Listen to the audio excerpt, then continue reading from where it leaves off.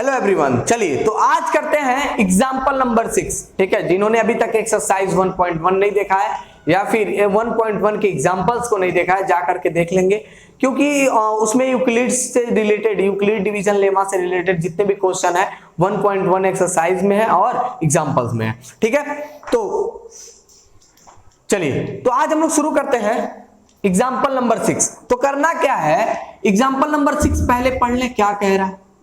क्या रहा है, find the LCM and HCF of 6 and 20 by the prime factorisation method. यानी कि 6 और 20 का हमें एलसीएम और एचसीएफ फाइंड आउट करना है किस मेथड से, प्राइम फैक्टराइजेशन मेथड से। ठीक है, तो बिल्कुल आप लोग पहले से ही पढ़ के आए हैं सब कैसे करते हैं प्राइम फैक्टराइजेशन मेथड, आपको बहुत अच्छे से आता है, 6, 7, 8 से पढ़ते आ रहा है कैसे करना है। ठीक है, तो फैक्टराइजेशन इधर कर लेते हैं।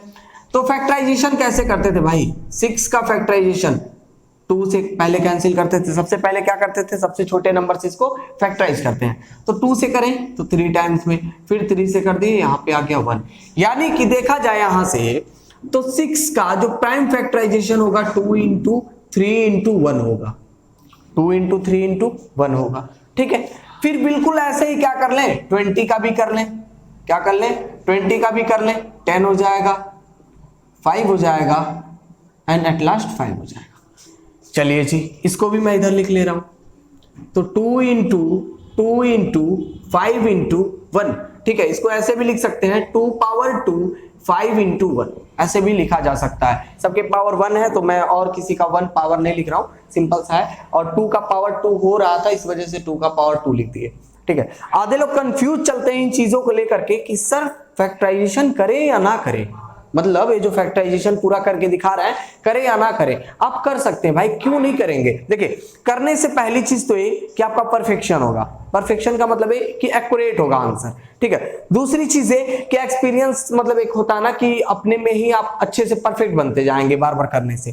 ठीक है, जैसे अभी 20 का मुझे करना हो तो 2 into 2 into 5 हो जाएगा। ठीक है, 6 का करना है 2 into 3 हो जाएगा। ऐसे ही अगर 120 का करना हो तब भी आप ऐसे ही एक बार में कर सकते हैं, एक झटके में। ठीक है, चलिए जी, तो यहाँ पे हम 6, 20 का प्राइम फैक्टराइजेशन निकाल के रख दिए। प्राइम फैक्टराइजेशन मतलब ये होता है कि इसका तब तक फैक्टर करें जब तक मतलब इसका कोई अलग फैक्टर ना मिले, यानी कि ऐसे नंबर को ढूंढना है कि जिसका कोई अनदर फैक्टर ना हो।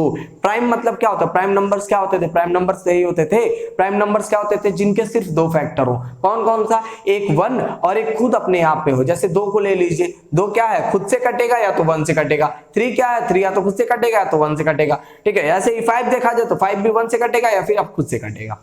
ठीक है, चलिए जी, अब क्या करते हैं, निकालना क्या आपको, एलसीएम। पहला क्या कह रहा था, एलसीएम निकालने के लिए कह रहा था। देखिए, जब भी एलसीएम निकालने के लिए कहे तो सिंपल सा है कि अगर इसको आप ना लिखे हुए 2 लाइन आपके पास है, क्या है, यही दोनों लाइनें सिर्फ आपके पास हैं, तो आपको क्या करना है, सबसे पहले इन दोनों में कॉमन देख ले। तो कॉमन क्या है भाई, कॉमन क्या है, 2 है। क्या है, कॉमन 2 है। एलसीएम से पहले मैं एचसीएफ लिखना सिखा दे रहा हूं। एचसीएफ जो ही लिख लेंगे आप एलसीएम लिखना सीख जाएंगे। ठीक है, तो जो भी नंबर्स इसमें कॉमन दिख रहे हो, यानी कि दोनों में दिख रहे हो, 6 और 20 में दोनों को डिवाइड कर रहे हो, मल्टीप्लाई कर रहे हो, फैक्टर बना रहे हो। ठीक है, उनको हम एचसीएफ में लिखते हैं, यानी कि 2 दोनों का फैक्टर बना रहा था और 1 भी दोनों का फैक्टर है कि नहीं है। ठीक है, तो 2 into 1 यानी कि 2 हो जाएगा एचसीएफ ऑफ दिस नंबर्स। ठीक है, दीज नंबर्स। ठीक है, तो इन दोनों नंबर्स का देखा जाए तो एचसीएफ क्या मिल गया हमें, 2 मिल गया। ठीक है, बिल्कुल ऐसे ही एलसीएम को करना होता है। तो जो कॉमन मिला था हमें, यानी कि जो दोनों में था, उसका सिर्फ एक बार लिखेंगे। क्या करेंगे भाई, सिर्फ एक बार लिखेंगे, यानी कि 2 का सिर्फ मतलब दोनों का एक बार 2 हो गया। इसमें बचा क्या, 3 बच गया था। अच्छा, 1 दोनों में है तो मैं 1 को भी लेके चल रहा हूं। ठीक है, अब देखिए यहाँ पे 2 और 5 का कोई फैक्टर नहीं था, यानी कि ऊपर कोई फैक्टर नहीं मिला था। 2 और 5 क्या है, अलग अपने बचे हुए थे, तो इनको भी हम चुपचाप से ऐसे लिख लेंगे। ठीक है, और सबका मल्टीप्लाई करके लिख देंगे अलग जगह। ठीक है, तो कितना हो जाएगा, 6 हो जाएगा, यानी कि 60 हो जाएगा टोटल आपका एलसीएम। ठीक है, इन दोनों नंबर्स का। चलिए एक चीज और देख लेते हैं इसी में। देखिए, मैं दूसरे लाइन में क्या लिखा हूं कि 2 power 2 हो गया, इंटू 5 हो गया, इंटू 1 हो गया। तो आधे बच्चे ये सोच रहे होंगे सर इसको क्यों लिखे जब इन्हीं दोनों लाइन में हो गया। तो इसको लिखने का एक ही पर्पज है कि पहले हमें क्या देखना है कि हाईएस्ट पावर क्या है, सारे नंबर्स का हाईएस्ट पावर क्या है, और हाईएस्ट पावर को हमें सिंपल सा है कि लिख देना है।